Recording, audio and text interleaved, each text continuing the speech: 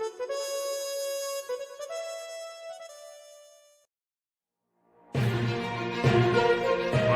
Lewis in the Black Horse Pub.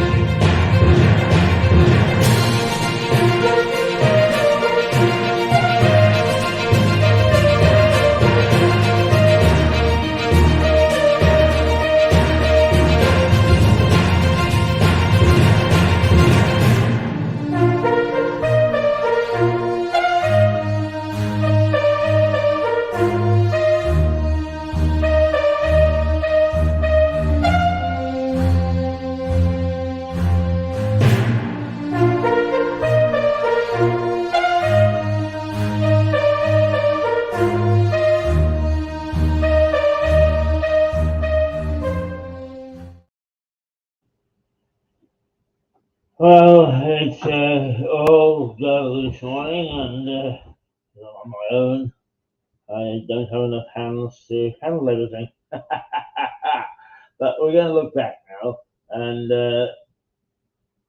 let's let's just simply hand over to Annie Verrill.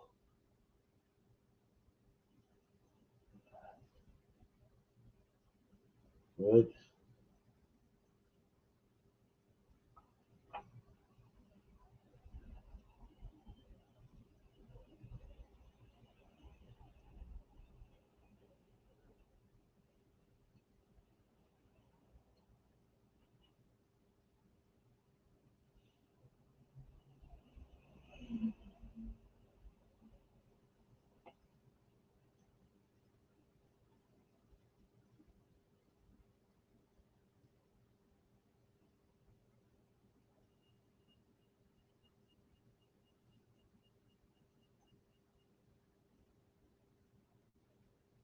Old man likes to tell many stories. Trust me, I know. I've heard all of them. However, I'm never sure if he's telling the truth or not. Here is another story, all the way from Canada.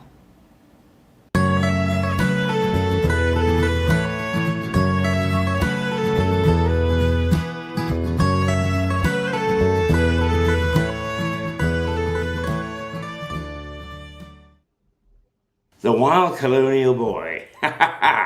Well, I disappeared to Canada when I was 18, and what an adventure I had over there. Oh, I've had lots of adventures in my life, and as I tell more stories, some of them will be set in Northern Ireland, some in the Balkans, some in Russia, some in Africa, many different stories, some sad, some funny, some interesting, I think. But while I was in Canada, I used to earn a few bob after I became a journalist, because in those days, even there, and it wasn't anywhere near as bad as it was here in the 70s, you needed to have a union ticket to read the news. So I held a union ticket. That union ticket also allowed me to appear in movies, so I made extra money from being an extra. That's jolly good fun. You rub shoulders with the stars. They have no clue who you are, and they're very polite, most of them, but they say yes, no, whatever. But generally speaking, is they don't care, and why should they? They don't give a hoot. But it is good fun, and I mean, I was making $80 for an extra there, and when I did the same thing in Belfast, I got £80. So £80 is about $110 or so. Not a fortune, but enough to go and have a few drinks, and it was absolutely marvellous, terrific money. One movie that I was asked to be an extra in was Carnal Knowledge with Anne Margaret. Isn't that, it was the first supposedly daring film to do with sex. Oh, no, it wasn't pornographic. But we had to appear at parties and so on and so forth. So the shots were taken. I think I was on that particular film for about 2 days. And it's a good experience, it's a great experience. I would never have not wanted to do it. But The shooting finished, and I think I was supposed to appear at a cocktail party and again walking along the street or whatever. I can't really remember exactly the scenes, but none of them were pornographic, I can tell you that. A few years later, not too many years later, I was working in Belfast, and a new director came. And I looked and I knew his face. And as you often do, you start to search together. Where have we met? And we tried to think. We did in the UK and so on and so forth. And then he suddenly said, because I was a director at CBC in Vancouver. I said, I was worked for CBC in Vancouver. Who did you work for? And we went down that route, and eventually we discovered that there were people jointly that we knew, and that we'd started to do movies, and he'd been an extra. And he said, you know, I loved it because I made all this extra money. And I said, which film were you in? And he said, I appeared in Carnal Knowledge. I couldn't resist the line. I said, there it is, John. I didn't recognize you with your clothes on. Well, you don't get a chance to deliver lines like that very often. But anyway, the story continues because, embarrassingly, I found myself in Maine. And I had got used to using this little story as an after-dinner tale, which I did. And there were half a dozen well-meaning Americans, very nice people in the group, and they said, you were in Carnal Knowledge? And I proudly said, yes. Later in the day, I got a phone call to say, you've been invited to a cocktail party tonight, and somebody has found a copy of Carnal Knowledge. We can all watch it together. So indeed we did, and the movie went on and on and on, and it ended no sight of me or of John, my pal. We'd ended up on the cutting room floor. So our great appearance in the first sexy movie to come onto the big screen was a disaster. Not only were we left on the cutting room floor, but after boasting about it, I had to sit through and uncomfortably say, oh dear, they must have cut the scenes. It sounded as if I was selling absolute porkies. But I'm not. I appeared in Carnal Knowledge. On the video version anyway, I lay, not naked, on the cutting room floor. And unfortunately, that's where I will remain, because I don't think the television version will show any of the scenes that I was in. My stardom from that has ended. It's dried up. It ain't there anymore. But just to finish this little story about appearing in films and so on is, what happened, particularly being front of camera in any area, particularly in Vancouver, and I suppose perhaps a little bit with the gloss of being a semi-film star, I was out at Exhibition Park one night, which was the racecourse. And because our radio station broadcast the races, I was able to have a box. And I sat in the box and started to enjoy the evening. And a couple of people went by, and one of them said, hey Keith, I understand that you were filming the other day, you're an extra. And I shouted back, yes, I said, one of my autographs now is worth 3 of John Wayne. And I heard a little ripple behind me, and I looked behind me, and who was there? Yes, the big man himself. My God, the film industry has left me with embarrassment all over the place.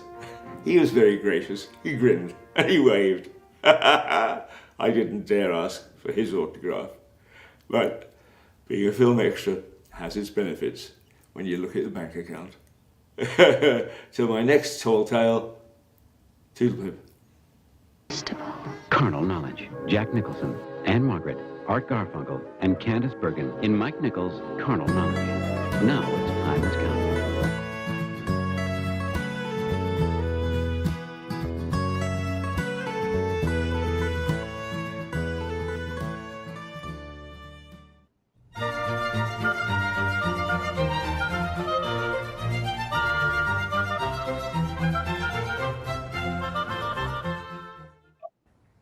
He sat on the bank while the river still chattered onto him, a babbling procession of the best stories in the world. That was the excitement that Mole experienced in the story Wind in the Willows. And indeed, rivers large and small everywhere all have many stories to tell. The River Ouse that flows through Lewes is no different. In fact, for much of the town's history, it has played an important part. Today, the river carries nothing but pleasure craft. But for a long time, it was a busy, bustling port. About a mile upstream from here is the village of Hamsey. It sits on a triangle of land which splits the river as it curves down towards the town. Hamsey is barely a village today. A few houses with the 13th century church standing in splendid isolation. But Hamsey was a Saxon port in the pre-Norman era. Historians estimate that over 1,000 people lived here, populating a port that saw ships sail up the Ouse to trade goods. There is no doubt that the Normans had a bit to do with its demise. The area was handed over to a Norman lord. But the community was attacked by an enemy it couldn't stop. An army of rats, which disembarked from one of the visiting ships, went ashore and infected the village with bubonic plague, the Black Death. The disease devastated Hamsey. And while there is no historic evidence, legend has it that the residents barricaded themselves in to prevent unaffected people coming in and diseased people getting out. Eventually, they starved to death. Named after the black rats which carried the plague, the Black Death killed over half the population in Britain between 1348 and 1349. The survivors founded another village off Ham, the modern thriving village of Opham. The plague attacked Lewes several times over the following centuries, each time causing significant loss of life. So death continued to stalk Lewes, bringing tragedy to the high street in rather greater measure than other UK high streets. Hamsey gone, but Lewes as a port flourished. Ships and barges plied their trade up and down the Ouse, creating an exciting and bustling waterway. Many of these buildings, which stand on an extension of the high street in an area called Cliff, are built with old ship's timbers. Where Argos now stands was a sailor's pub called the Bear, built as a brewery in 1787, and it succumbed to the carelessness of revelry and burned down in 1918. This quiet domestic street, which runs for a short distance parallel to the Ouse, was the sailors' playground, and history relates that there were more than a dozen brothels successfully operating.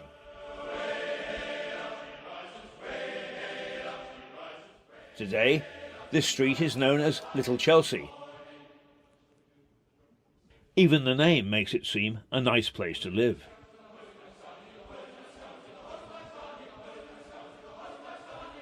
The rather small abodes have found favour with many modern Louisians and are now favoured homes.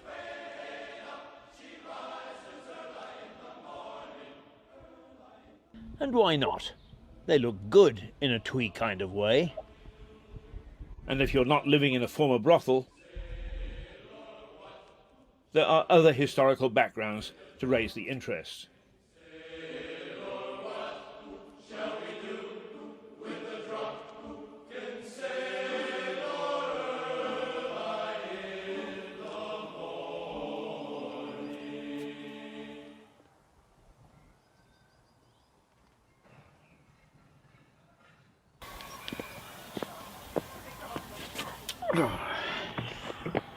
All this talk of pubs and trading around town, it saps my energy.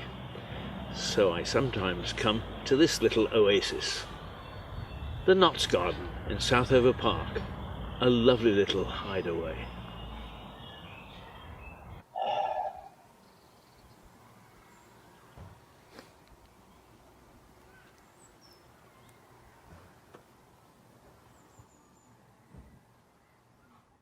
Back to the High Street, or at least its extension into the cliff area of Lewes. So I've been wandering around here because Lewes is full of antique stores and models.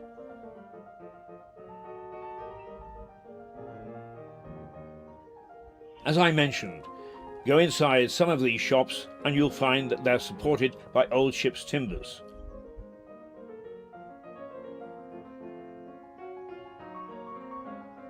Another reminder of the days when Lewes was a port.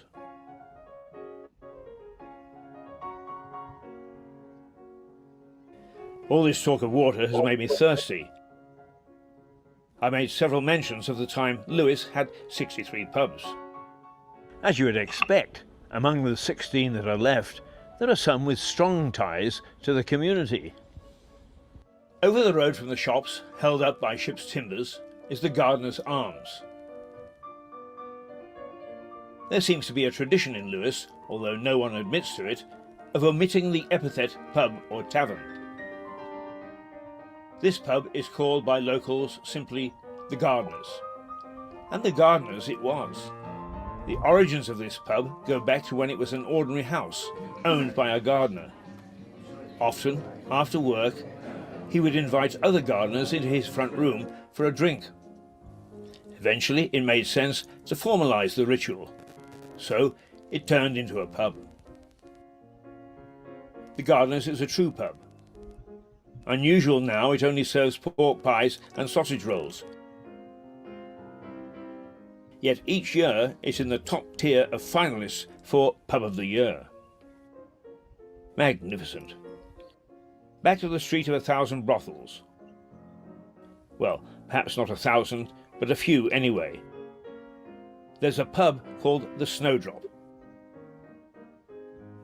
Nice pub, they tell me. Interesting for its name and where it stands. This is the site of England's deadliest avalanche. Just after Christmas in 1836, heavy snow built up on the edge of the downs. There were 7 cottages here where the pub now stands.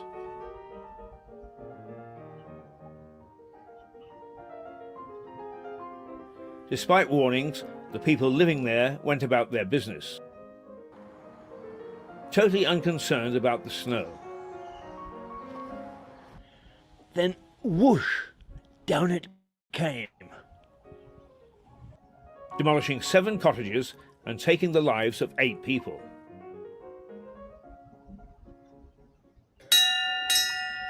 Time, gentlemen, please.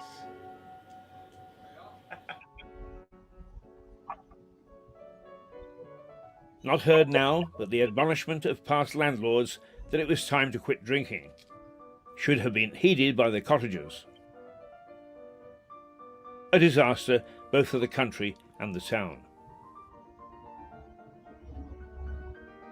A brief mention of one last hostelry, the John Harvey Tavern. Named after the founder of a local brewery, the one of 16 to survive to the modern day, Harvey's has been around since at least 1790.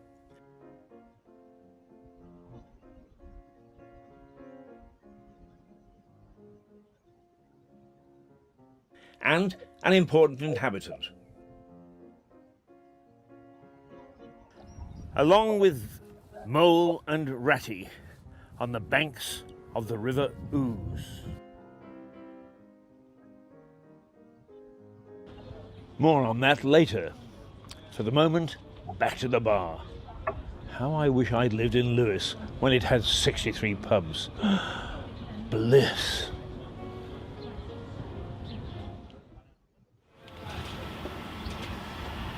You might think, from the pubs I've been into, that Lewes is a drinking town. The town constable in the late 1800s didn't think so. The town constable in 1890 didn't want it to be. Here are some notes from the High Constable of Lewis, a gentleman called John Holman, dated 1880. Sunday, the 10th of October, visited all the public houses during morning service. All in good order, except Lewis Arms, several there tippling in service time. Sunday, the 17th of October, visited public houses, all in very good order, except the Lewis Arms. Again, a second time, several persons in both parlour and taproom tippling at 11:30 o'clock, time of divine service. Gave the landlord a caution. Sunday, the 14th of November, visited public houses as usual, witnessed very great indecency in the person of George W. Several persons were tippling during divine service, and on our approach to do our duty, they were permitted to hide themselves upstairs in the pub. This was the third or fourth offence of the same kind. Wow, a bit different today. But beer is very close to the hearts of this Sussex town, because it's one of the main employers and industries. Earlier, I mentioned the John Harvey Tavern. John Harvey started his brewery on the banks of the River Ouse in 1790. He was one of the 16 that flourished here at one time. Now, with just the odd microbrewery popping up here and there, it's the only one. The brewery is close to the hearts of the community. The pubs it owns have in the main remained traditional, while its method of delivery has most definitely remained in the past. Miles Jenner is the chief brewer, and his range of beers reflects the activities of the local community.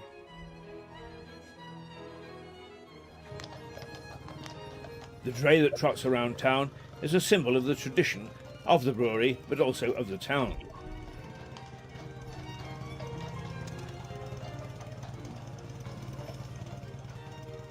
The beer maker turns out beers named after local events: Firecracker, Tom Paine, Bonfire Boy, and Lewis Castle.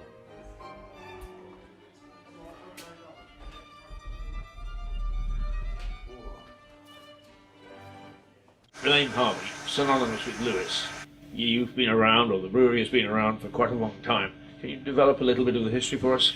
Yes, the family came down, the Harvey family, from London. They were wine and spirit merchants at the end of the 18th century, and they started brewing in Lewis and on this site in the early 19th century. I can stand next door to a man in a pub in Lewis, and he will swear that Harvey's tastes quite different to anything else, and he won't drink anything else. I mean, what's the secret of the product? Any brewer's beer is really a derivative of his water and yeast strain. We never talk of water, we talk only of liquor, but a local water supply and the brewer's yeast strain, it gives his beer an individual character. You could take our recipes, exactly the same raw materials, go and brew at another brewery with their water and all their yeast and have a totally different brew at the end of it. Talking of water, and you mentioned that the barges came up the Ouse. How important was that to the brewery in the past?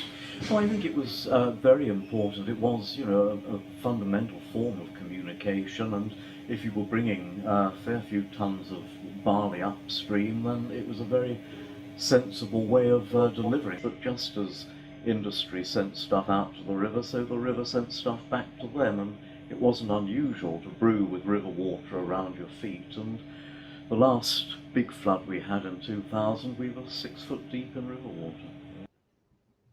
We got our product together very well, we had a good reputation, the brewery was re-equipped, and we were producing a beer which became very much identified with the local community and was dear to their hearts. The fact the building is actually known as Lewis Cathedral tells you something about the way that Harvey's is viewed in Lewis.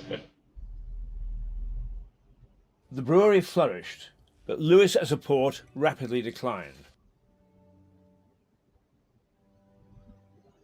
The familiar barges that had plied the River Ouse in the early 19th century carried loads of clay to the town. But the clay was used to build the beds for railway lines, and the death knell for river traffic sounded. The ships had consigned themselves to history. The first train to run from Lewes was in 1846. Since then, the railway has become an important junction in the national network. Trains from Lewes Station run to Brighton in the west, Hastings in the east, Newhaven Port in the south, and London in the north. There have been successes and failures. Other lines were axed over time, with one, the Bluebell Railway, preserved as a steam preservation project. Back to our tale of the High Street. Cliff High Street is an extension of the High Street ending at the base of the Downs. At the end of it is an ancient church, St. Thomas of Becket. The Black Death wasn't the only medieval disease to strike Lewes. Leprosy was rife. This infectious and unsightly blight is first recorded in Lewes in soldiers who took part in the Battle of Lewes. It seems that the monks of the priory tended leprous people in 2 hospitals. Of the larger hospital, St. Nicholas, little remains, but the smaller hospital of St. James also treated lepers. Bones of the hundreds who died in the Battle of Lewes showed that leprosy was widespread. Don't wear this hat to look pretty, you know. There's a Sherlock gene in me somewhere that gets me into more trouble than enough. So I'm going to stick my head above the parapet and suggest that there's evidence of leprosy here long before the Normans paddled ashore at Hastings. The Church of St. Thomas of Becket in Cliff, that's the very far end of the High Street, up against the Downs, has a leper's slit. This was a channel built into the church wall, so that lepers could take Holy Communion without infecting the congregation. St. Thomas's is a very ancient church, with bits of it predating the Normans by quite a few years. The interesting thing about this slit is that it starts and ends inside the church itself. Additions were made to the church over the years, so it appears that the leper's slit was built into the original church, but encompassed within it as it was enlarged. Certainly leprosy entered Europe about the 4th century, but was only virulent in the 11th. But it seems that the disease was already in Lewes well before that.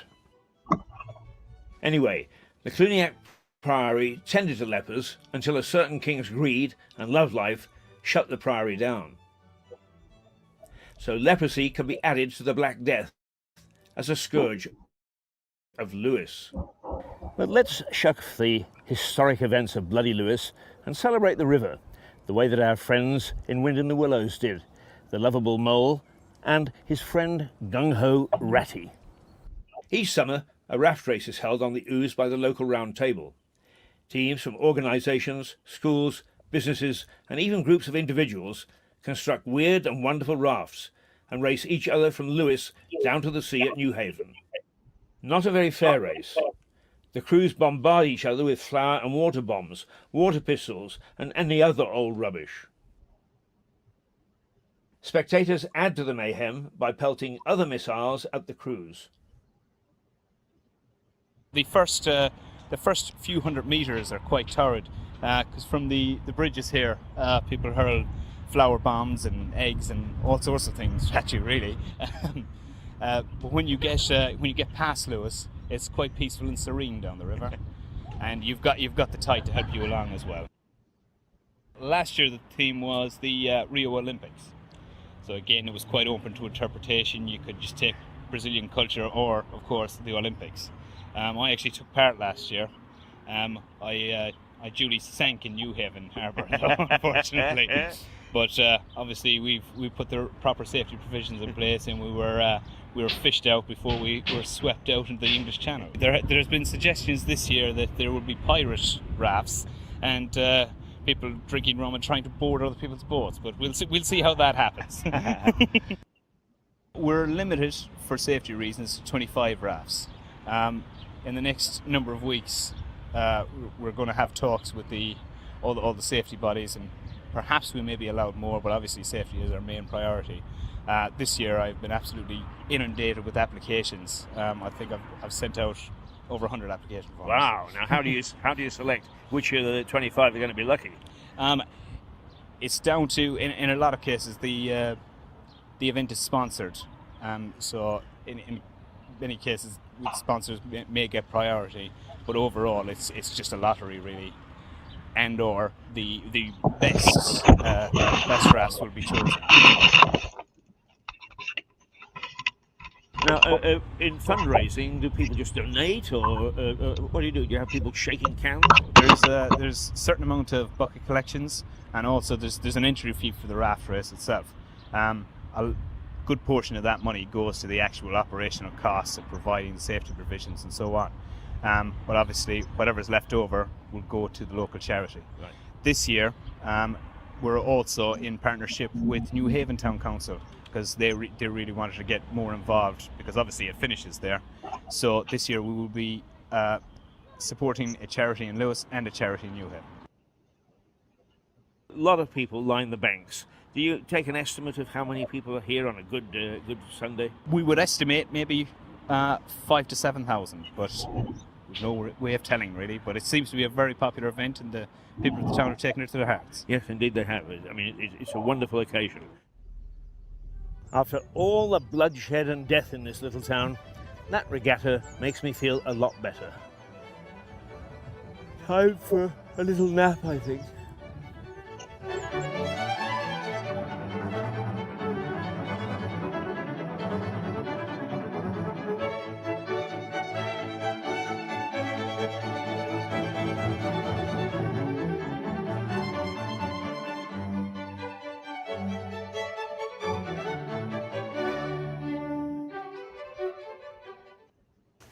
Welcome back to our drinks programme.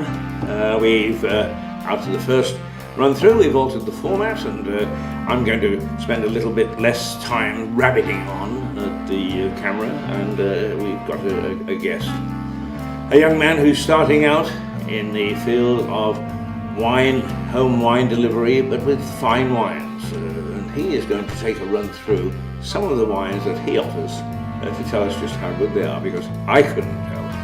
And a friend of mine who was an expert in Canada said to me once, Keith, I don't know how much you know about wine, and actually what I do know is I enjoy wine. I can tell some wine from the other. I can tell the difference between white and red.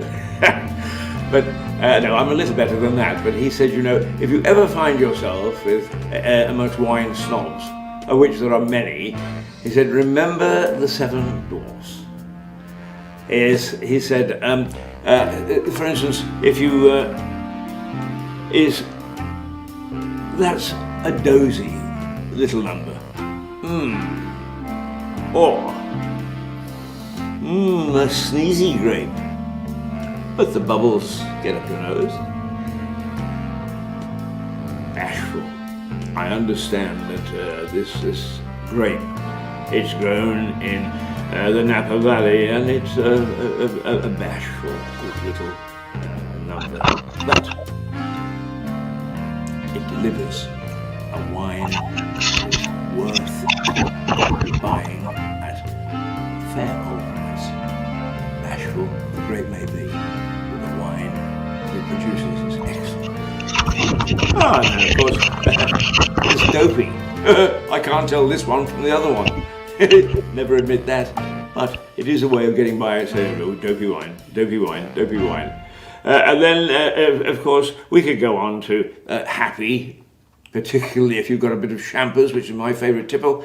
A glass of champers in your hand, that's a happy number. Isn't it? Little bubbles get up your nose, they bring a smile to your face. Indeed, they do. And the one for is a sleepy wine. How do you do a sleepy wine? Well, you can say it's a sleepy wine. It's creeping up on the outside. Delightful, but takes a little time to mature. Oh, you can get away with all sorts of conversations by looking and sounding as if you know what you're talking about when in fact you don't. And that was how he actually decided that you would handle, well, not he, but he and his mates. That's how they handle wine snobs. And there are many around, believe me. However, don't mistake a wine snob with somebody who really knows his wines. Because there are people who are experts. Not in the wine trade, but they are experts. And they know a good one from a bad one.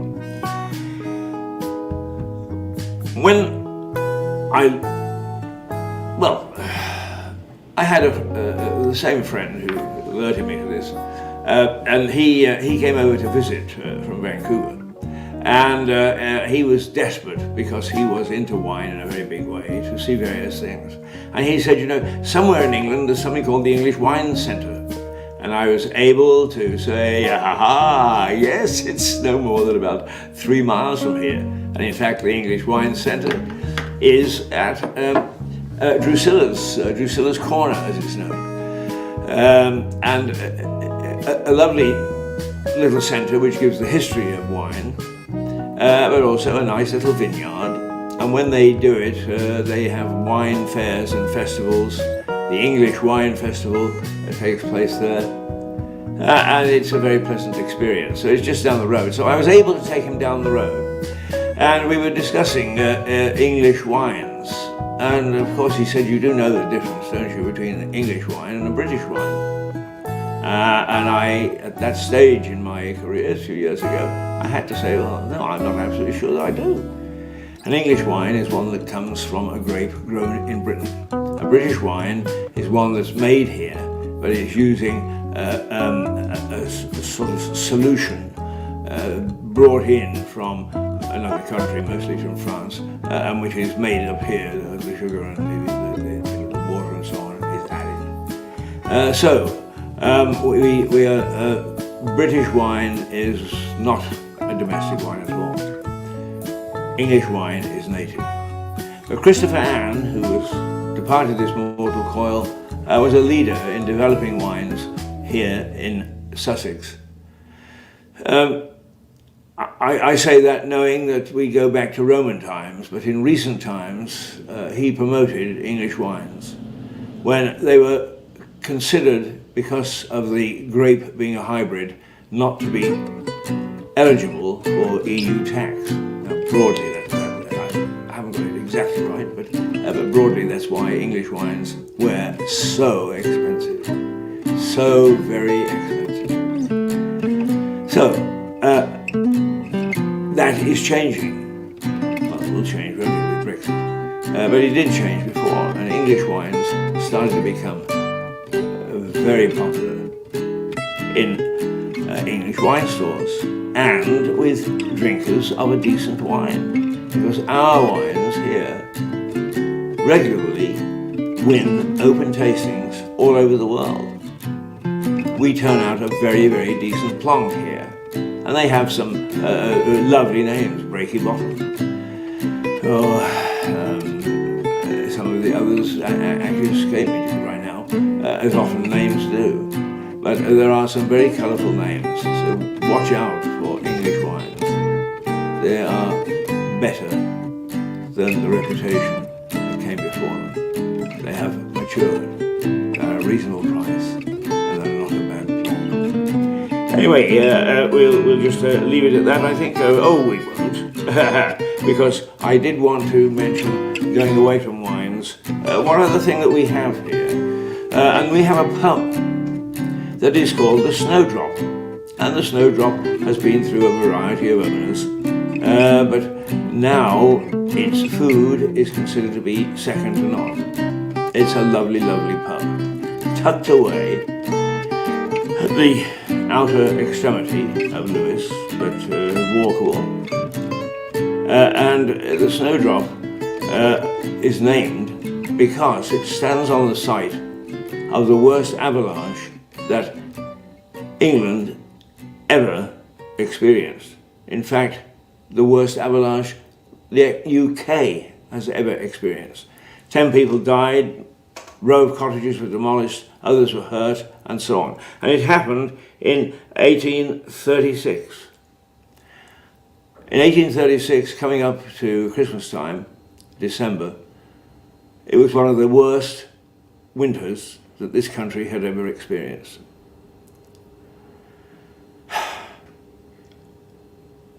The snow built up on the edge of the downs, to the point where it was overhanging and looking very dangerous. But the cottagers had seen all this before. Come on, all out, all out. No, no, no, no, no, no. We've been there before. Settle back and enjoy your pint. Whoosh! And the snow came down and demolished the cottages and killed 8 people and injured many more. So on that site, the pub that now stands is called the Snowdrop and helps us to recall the worst avalanche ever in British history. Okay, well, we'll talk to Fergus in a minute, because he knows what he's talking about as opposed to me. 63 pubs and 17 breweries. Oh, I do lust over those times. For the moment, toodle pip.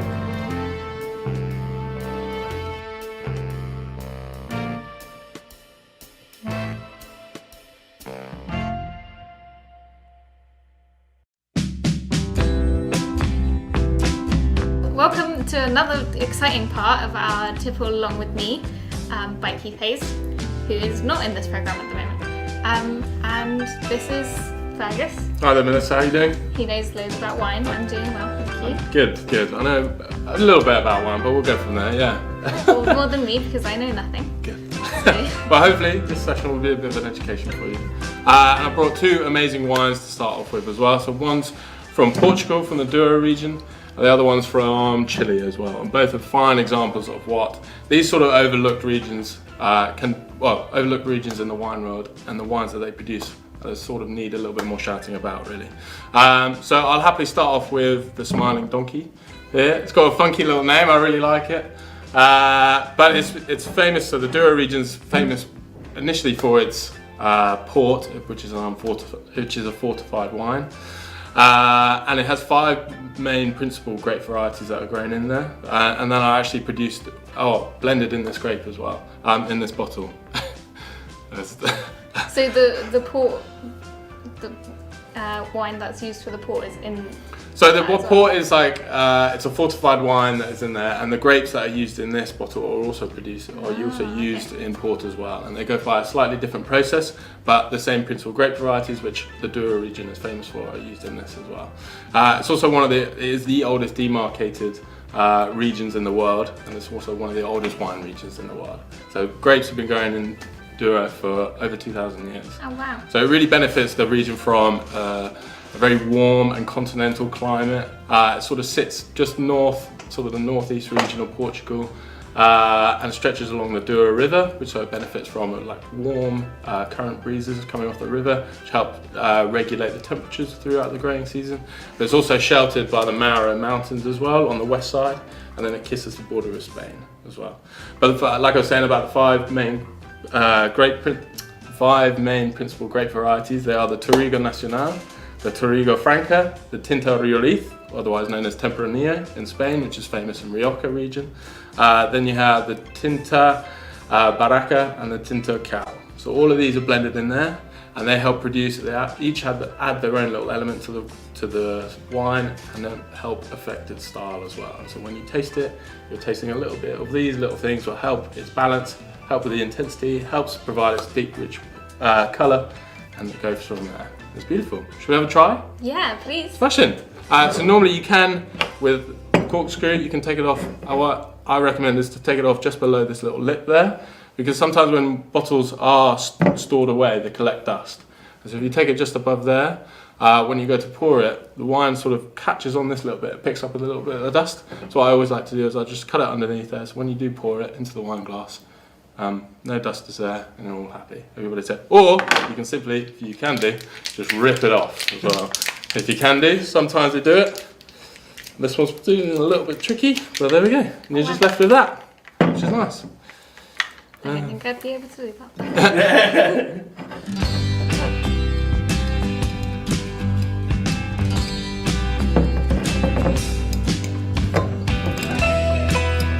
So is this region also known for their donkeys?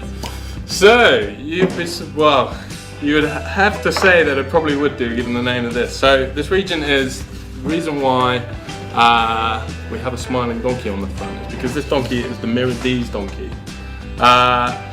And this donkey was usually originally produced in the, well, not produced, but used in the agricultural land to help farmers when there was no machines around. But ever since mechanization, these sort of donkeys have become sort of an old person's friend, really, at the end of the day, or sort of like an outdoor pet, if you will. And they're now just sort of, they're not really looked after, they're coming into extinction. So in 2003, there was only about 800 of these left in the region. And so there's a real drive to get these donkeys sort of just staying in the world, really, in the sort of change of climate change and all that sort of stuff. And so if you buy a bottle of these, the proceeds, a proportion of the proceeds go towards supporting the Mirandese donkeys, so that they can live a happy and wonderful life, essentially. Makes me want to drink wine more. Good, yeah, exactly. You never think, as much as drinking wine is fabulous, you never thought you could do so good. I especially pick these wine glasses as well for their shape. I mean, they're very attractive, elegant looking glasses. But their shape as well, you see how they're sort of they're bending inwards as well. So they're sort of like in a bulb shape. They're very intense bulb shape, but they have a bulb shape nonetheless. When you swirl the wine, so how you try and pick up all the aromas that wine can produce, it helps collect all these aromas and smells, so that when you stick your nose in it and have a good sniff, you can smell all the lovely flavours that these have. So a good way of doing it, you can either, given it on a flat surface, you can spin it around like that, or if you're a little bit more advanced, you can take it in your hand and spin it like that. Hopefully the wine should stay in there. That's how we go about it. We just give it a little swirl. You can already smell, even if you put your nose quite clear, you can sort of smell the aromas anyway. It's quite pungent, quite very like pronounced flavours on there, which is lovely. And what you'd expect from the smiling donkey and its 5 principal grape varieties that I talked about, you expect like really dark fruit flavours that will come in. So you're looking for like black currants, black cherries, cherry. and all that sort of stuff. Exactly. Cherry So yeah, it's very nice and pronounced, which I think this is why these sort of wines should be more considered in the world. And so yeah, we'll give it a little swirl and just do like a couple of like short, sharp sniffs. If you can, try and stick your nose in, and you can get it away with it. And if you can pick up anything else, I can sort of as well pick up a little bit of smoke and a little bit of wood in there if you can do. And so that shows that it's also been fermented in probably oak as well, which adds to that sort of flavour complexity, and also helps lower the level of tannins, or reduce the harshness of tannins, which we'll go into later as soon as we taste it, which is exciting. Sound like corkscrew. Yeah, beautiful. Should we go ahead? Mm-hmm. Perfect. It's good.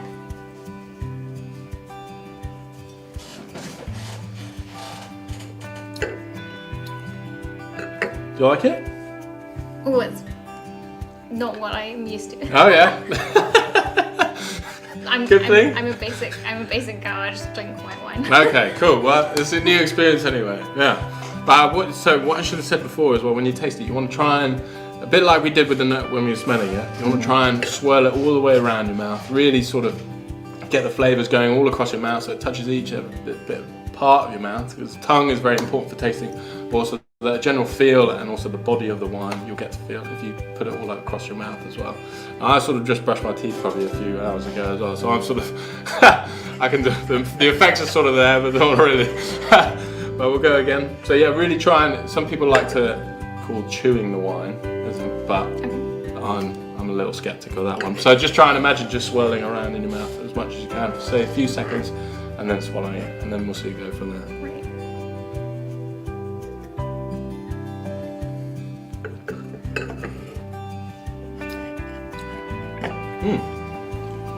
So you get that sort of, that drying sensation, that little bit of... I think, yeah, now I feel like I smell cherry, but I taste more like black currant. Okay, good. Is that... Yeah, that's perfectly all right. Yeah, a lot of the, even if they may not be, you may not pick it up as much in the nose, or in the palate you can hold.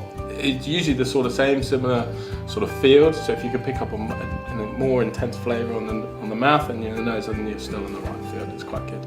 So is that just my nose and my mouth being different? No, they're just picking up different things, or maybe your nose isn't that used to, and you can just clearly got a good mouth for blackcurrant, I guess. But yeah, what I definitely felt was just sort of in my mouth, sort of a covering, or sort of like a dry covering around the mouth. I don't know whether you felt that. That's what the presence of tannins, and tannins are in the grapes and the skins. They're along the skins and the stem of the grape, and then when it goes about fermenting, how red wine production is made. Basically, they pick all the grapes off the vines. They crush them, so just to release the juices a little bit, help with the whole alcoholic fermentation of the whole thing.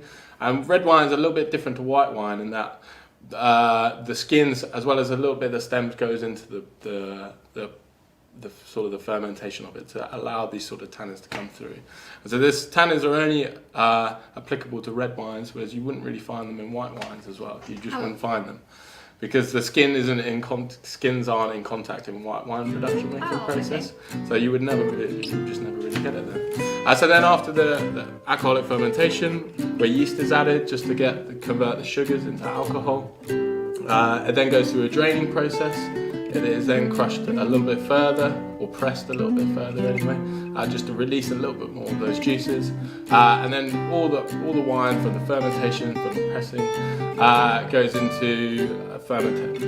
into storage or maturation. So like the oak barrels, when I mentioned that you can smell like wood or a little bit of oak flavour, this is the sort of maturation period, and it varies depending on where the region is and what the winemaker wants to do or impart flavour onto the wine. And then it goes into bottling after that. So yeah, I think that's pretty good.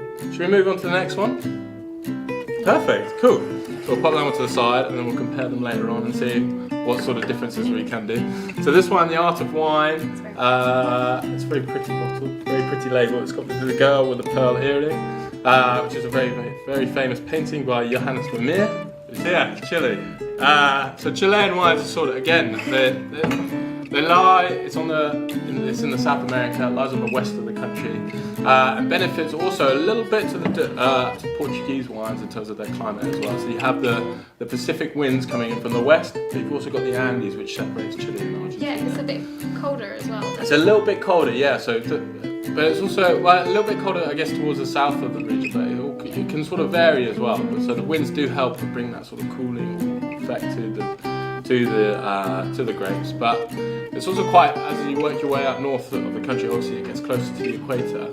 A lot of the wine producers tend to have their vineyards higher up on the mountains and benefit from having a cooler climate up there.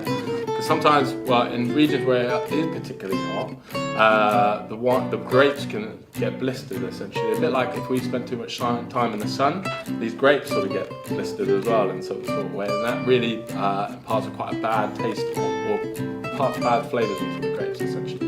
You just wouldn't want to be walking around red all day if you're sunburning, as us do. So it's a bit similar in that case as well. But Merlot is a particularly very versatile grape as well.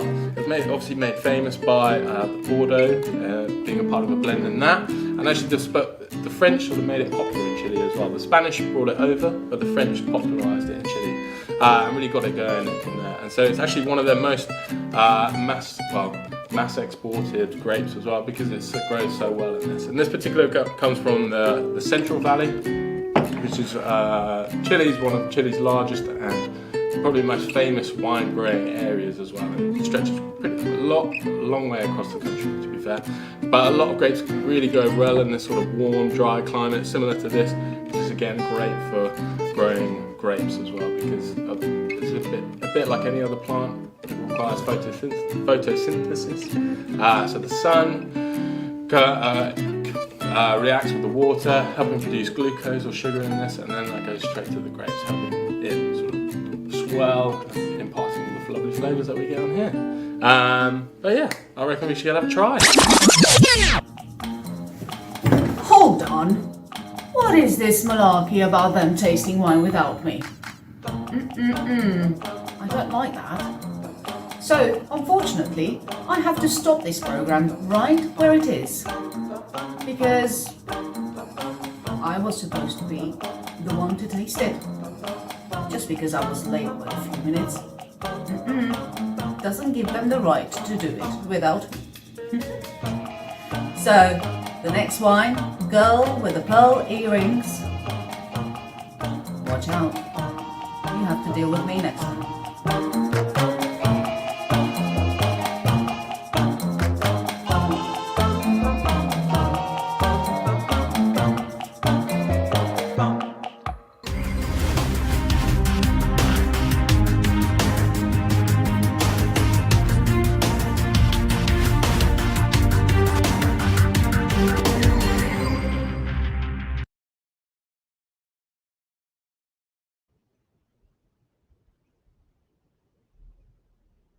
Oh, there we are.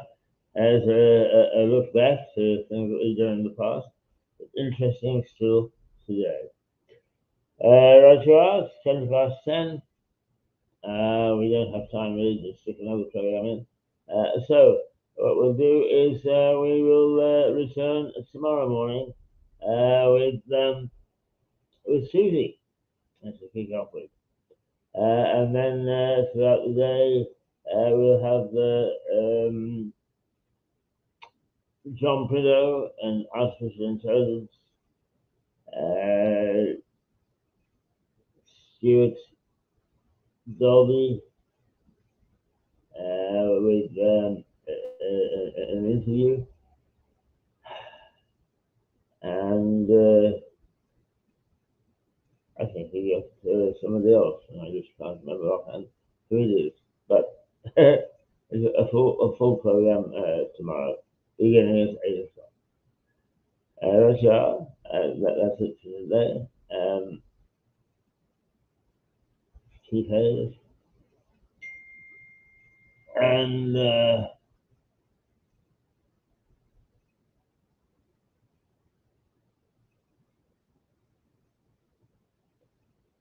we'll see.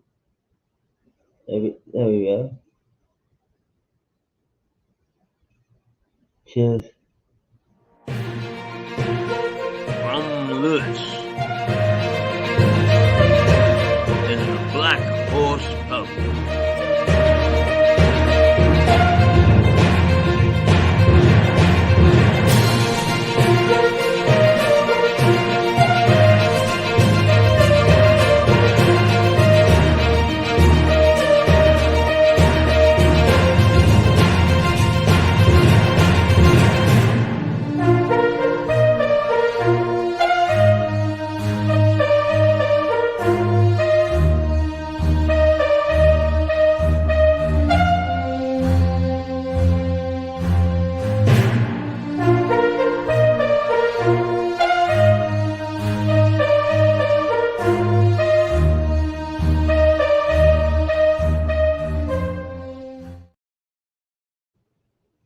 Well, just before we say goodbye, just a reminder, the pub quiz takes place in the second Sunday in this upcoming month, March, beginning at 8 o'clock. Don't miss it. It's bags of fun. And you can watch the Six Nations on Saturday. It was great fun last Saturday, even though England lost. It was great fun. The crack was good, and everybody had a rollicking good time. And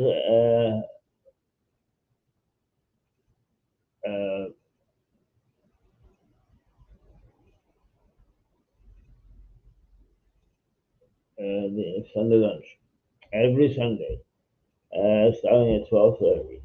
Best to book. It's a very popular event as well. Just a reminder of the three things for March in the Black Horse, home to Mirror Television. Okay, that's it. That really is it. We'll really say goodbye now.